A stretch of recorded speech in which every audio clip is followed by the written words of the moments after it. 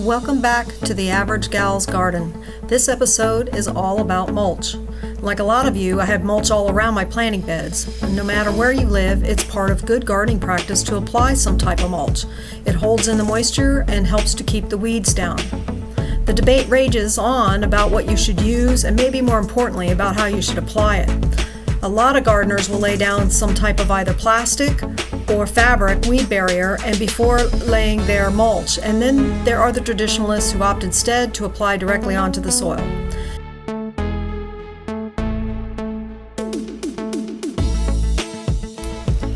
When I redid the landscape after the pool was put in, I did choose to use the fabric weed block, and you can see that right here. I wanted a simple, low maintenance, and it does help keep the weeds down to a certain extent, but only for a while. 3 years into it, and I have weeds coming back. I've been considering how to move forward and have decided to remove the weed block fabric and reapply the mulch directly to the soil. And the main reason I want to do this is not only does the fabric keep weeds down, but in doing so, it doesn't allow the mulch to break down or compost into the soil. Living so close to the coast here, I have extremely sandy and barren soil. There's no nutrients, and by removing the block and reapplying it all directly to the soil, I'm hoping that it will allow the mulch to break down and enrich everything. Fingers crossed.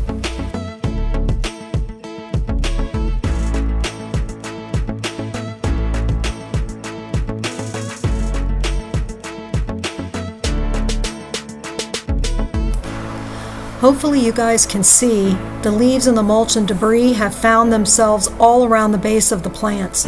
Everything that I have read said that you should keep a small area around the base of the plants free from mulch. And I think it's because it can cause rot in the stems, especially for woody trees and shrubs. It can suffocate the roots, overheat the soil in hot sunny climates, and encourage mildew, fungus, and diseases due to excess moisture retention.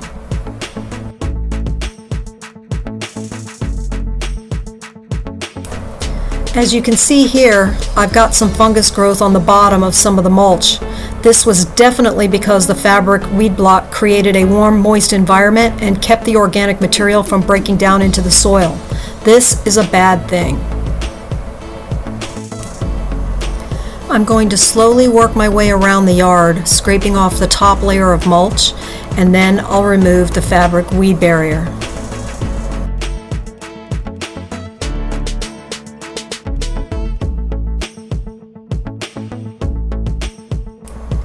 I have to be careful as I have a lot of drip system running through the mulch and under it. There you go. You can see a bit right there. I don't want to just tear into it. A contractor would probably come in and rip it all out just to save time. However, there's a lot of money tied up in the bits and pieces, and not to mention the complexity of getting it to all the plants. So if I can salvage any of it, I'll do whatever it takes, which means working slowly and methodically. I pretty much chose the worst time of the year to start this project. It's the middle of July, and it's extremely hot and humid. Not sure what I was thinking of. So I worked on this project for a long time. It took me probably 3 or 4 weeks because I did not work very much any of the days because of the heat. We were under heat advisory for quite a bit of that time. And even though I had the pool to jump into to cool off, it was just way too brutal to be out there for any length of time.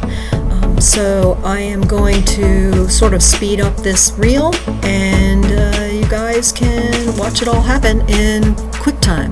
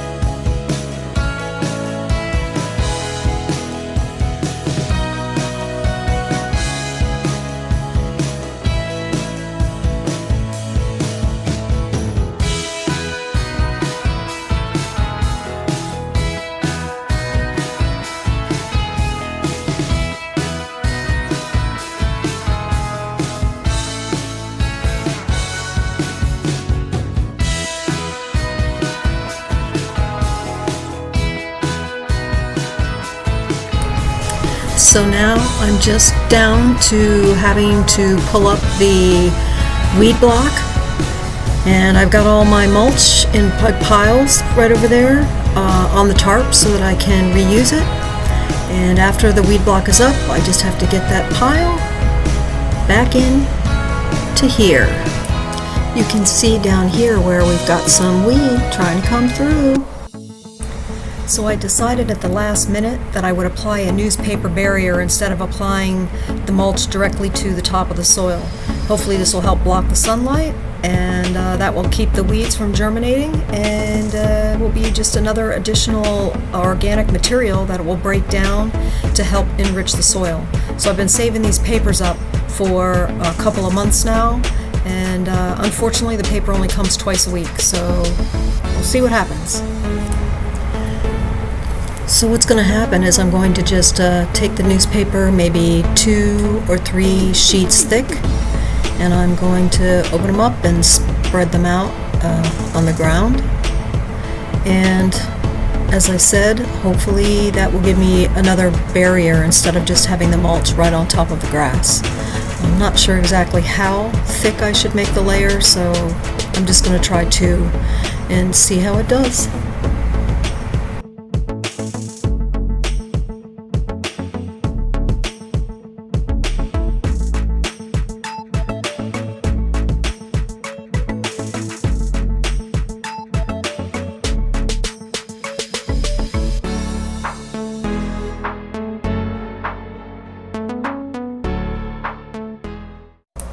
Before I get too involved laying all this paper down, I'm going to do a little bit of maintenance on these birds of paradise right here. You can see there's a lot of dead leaves right there that need to get trimmed back. There's also a dip in the soil in between these 2 plants. I'm not quite sure what caused it, what kind of erosion would cause that between these 2 plants, whether it's just from when I planted them, or they sit underneath this large palm, and it's sort of at the drip line of where the leaves are on it. So the water may just be running off from the palm. So I'm going to use this little rake right here, and it's very, very handy because it's small and compact, and it will fit underneath the bases of the leaves. And I'm just going to grab some of the soil that is higher up around that palm, and I'm going to fill in that little area right there where the dip is.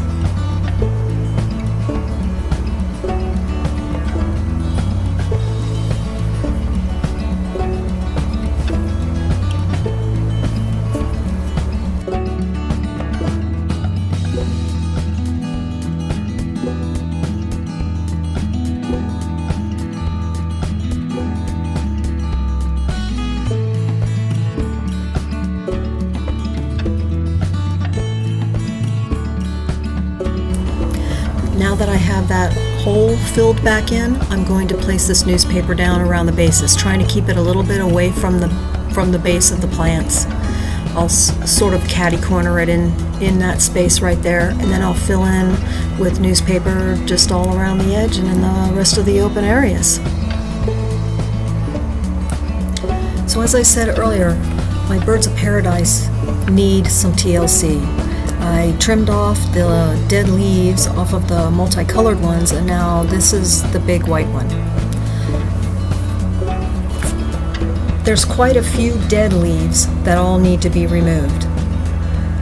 And I should probably get a loppers out for this big plant, but I'm just going to use my small clippers instead.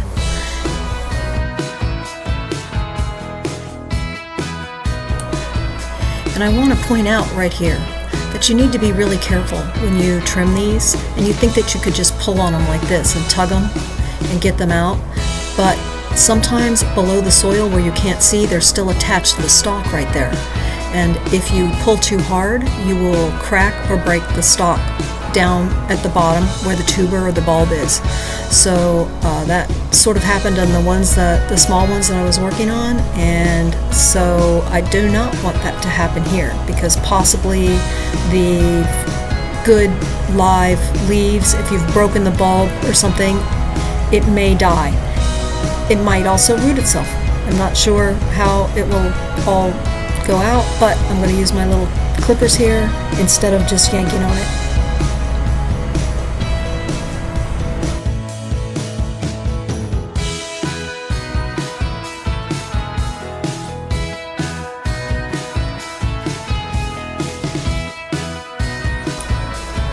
So here's my big pile of mulch, and I just got to get it all into the newspaper. And there was quite a bit of newspaper down here. I used every bit that I had saved up. So I am ready to finish off this bit of the project, and I want to give a big shout out to my hubby who's going to come out and help me do this. He's going to shovel all of the mulch into a wheelbarrow and bring it around and dump it into different places around the garden, and then I'm going to be the one that spreads it all out. So we are ready to go to the next step. And here we are, an hour and a half later, and all my mulch is gone. But as you can see, I'm just a little short. So what came out of here did not actually fill back in, but it's not surprising to me because over the years that it's been down here, it has sort of started to get matted down and shrunk up a little bit. So I'm going to have to get a couple of more bags just to fill in these areas where the paper is still showing. But you get a pretty good idea that it basically looks exactly like it did before I started, except for that there's no fabric weed block down anymore. So before I finish this project, there's one last little thing I'm going to do, and that is to pull up all these weeds. And I just wanted to point out about this Bermuda grass stuff. This is almost indestructible. It actually is growing out of a rock, the root. So it's very, very hardy, this grass, and it will send out runners, and everywhere that there is a little leaf coming out, it will shoot and send down roots. So you can see right there, that branch, and down below it is the roots.